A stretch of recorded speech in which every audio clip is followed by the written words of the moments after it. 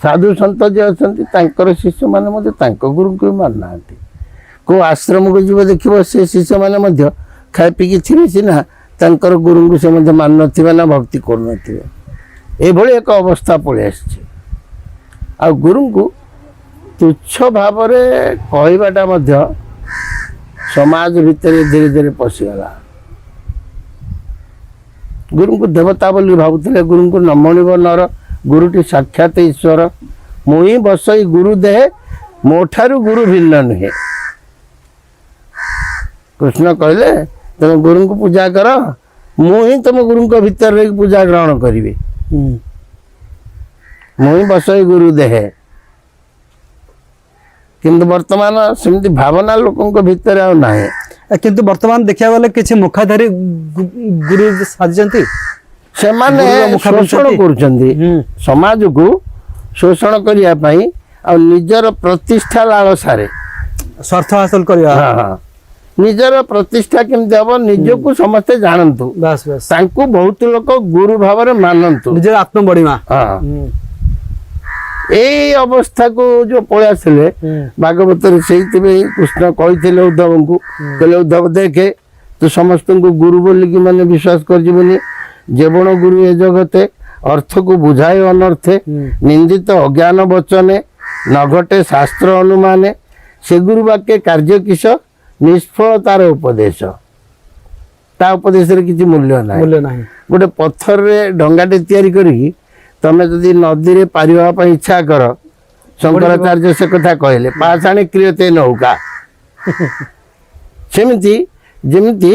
आ मूर्ख गुरु होची सेमती से पत्थर डंगा भलिया गुरु आख्या दबा ही सेटा तांको विश्वास करी जदि से डंगा रे बस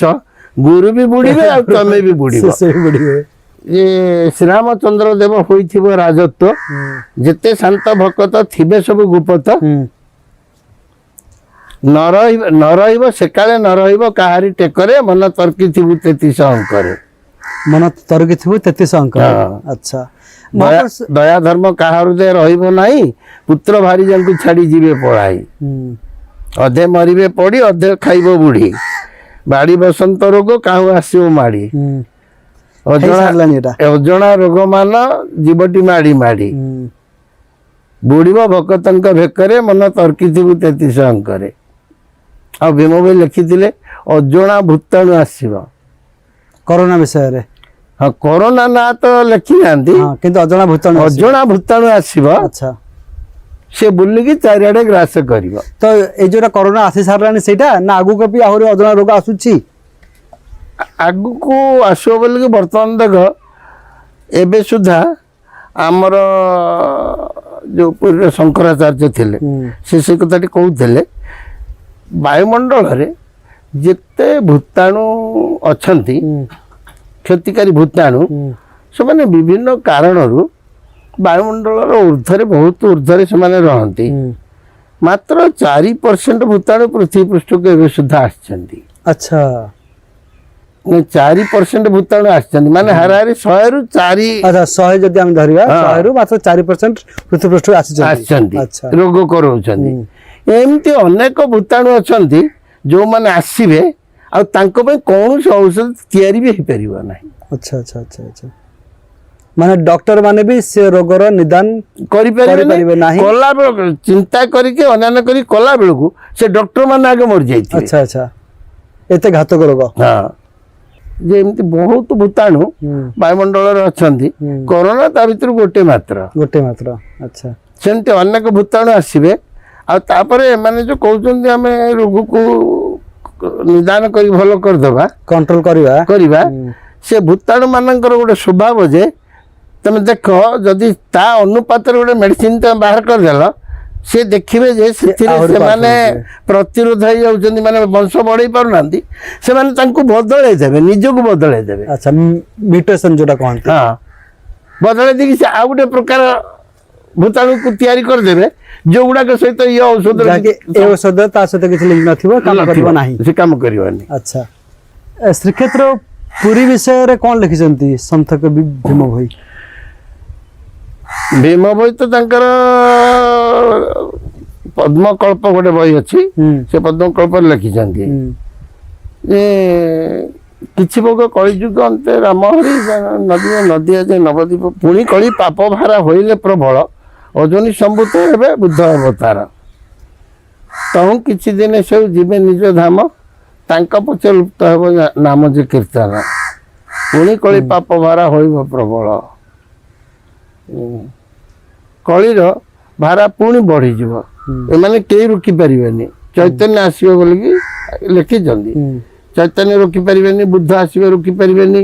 ଏମାନେ କେହି ଆଉ ସେ କଳିଟାକୁ ରୋକିପାରିବେନି ଆଚ୍ଛା ଶେଷକୁ କ'ଣ ହବ ମାନେ କଳିଯୁଗେ ଅନନ୍ତ ବୈଷ୍ଣବ ଗୋସାଇଁ ନୀଳାଚଳେ ତିନି ଦାରୁ ସ୍ଥାପିବେ ନେଇ ତିନି ଦାରୁ ସ୍ଥାପନ କରିବେ କଳି ପ୍ରବଳ ହେବ ବୁଝାମଣା ନ ହେବ